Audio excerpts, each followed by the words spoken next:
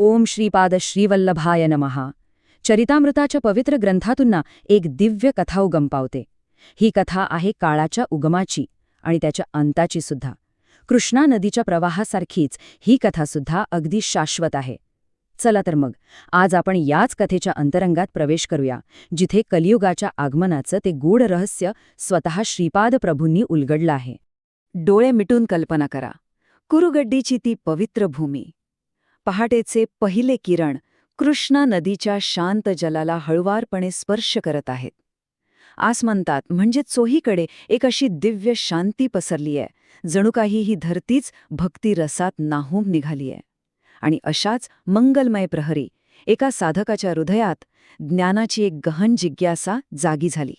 तिथे जमलेल्या असंख्य भक्तांच्या गर्दीत एक मन असं होतं जे इतरांपेक्षा खूप जास्त तळमळत होतं.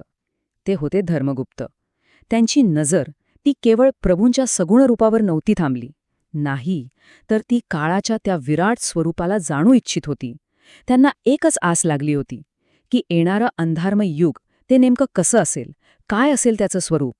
हात जोडलेले, भाव पूर्णपणे शरणागत. आणि अशा अवस्थेत धर्मगुप्तांचा तो स्वर प्रभूंच्या चरणी पोहोचला.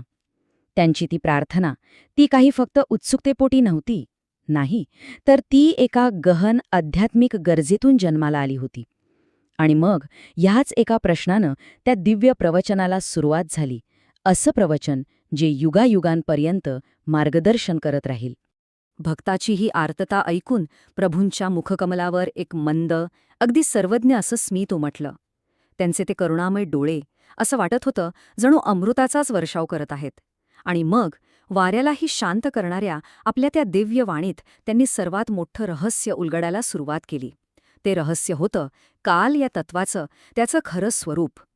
प्रभू म्हणाले, ज्याला आपण काळ म्हणतो ना, तो फक्त क्षणांचा हिशोब नाहीये, तर काळ म्हणजे त्या परब्रह्माचं दृश्य, विराट, साकार रूप आहे. विचार करा, प्रत्येक सूर्योदय, आपला प्रत्येक श्वास, प्रत्येक क्षण हे दुसरं तिसरं काही नसून त्या दिव्य शक्तीचंच स्पंदन आहे. मग प्रभूंनी आपली दृष्टी मानवी बुद्धीच्या पलीकडे नेली, थेट ब्रह्मांडाच्या विशालपटावर. त्यांनी वर्णन केलं ब्रह्मकल्पाचं. ब्रह्मकल्प म्हणजे काय, तर एक असं विराट कालचक्र ज्यात संपूर्ण सृष्टीची निर्मिती होते आणि विलयही होतो. आणि याच दिव्यपटावर निर्मितीचं आणि प्रलयाचं नृत्य अविरतपणे सुरू असतं. आणि मग सर्वात गूढ ज्ञानाचा उलगडा झाला. प्रभू म्हणाले, हे जे ब्रह्मांडाचं विराट घड्याळ आहे ना, ते बाहेर कुठे नाहीये, ते आपल्या आतच आहे. जो खरा योगी असतो तो युगांचं आणि कल्पांचं हे चक्र आपल्याच देहात अनुभवतो. आणि हीच दिव्य जाणीव, याच जाणीवेला म्हणतात तारक राजविद्या, सर्व ज्ञानाचं सार. विचार करा, आपला हा मानवी देह हा जणू काही ब्रह्मांडाचा एक पवित्र नकाशाच आहे. आपलं मस्तक म्हणजे सहस्रार, ते आहे विचारांचं उगमस्थान, ब्रह्मलोक. आपली नाभी मणिपूर चक्र, ते आहे जीवनाच्या पोषणाचं केंद्र, विष्णुलोक. आपलं हृदय अनाहत चक्र, हे आहे भावनांच्या परिवर्तनाचं स्थान, रुद्रलोक. आणि आपलं मूळ अस्तित्व ते आहे कर्माचा भांडार, आपला पितृलोक.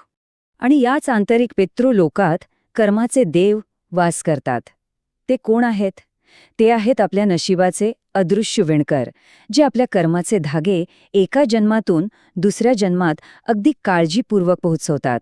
आणि कर्माच्या फळाला, मग ते मधुर असो वा कडू, त्याला प्रकट होण्यासाठी काळाच्या या दिव्य मंचाची गरज लागतेच. प्रभूंचं हे दिव्य प्रवचन आता मात्र एका गडद प्रवाहाकडे वळलं. जसा द्वापार युगाचा प्रकाश हळूहळू मंद होत होता, तशीच एक छाया या जगावर आपलं आवरण टाकण्याच्या तयारीत होती. आणि प्रभूंनी कलीच्या वेदनेची कथा सांगायला सुरुवात केली. ती वेळ होती जेव्हा द्वापर युगाचा धर्म अस्ताला जात होता. तेव्हा दूर पश्चिमेकडील एका निर्जन बेटावर एक शक्तिशाली अस्तित्व घोर तप करत होतं.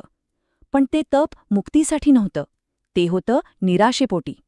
हा होता कलीपुरुष, अंधार युगाचा भावी स्वामी, ज्याचं हृदय एका भयंकर जबाबदारीच्या ओझ्याखाली दडपून गेलं होतं. त्याचा तो आर्त टाहो समुद्राच्या लाटांवर घुमला.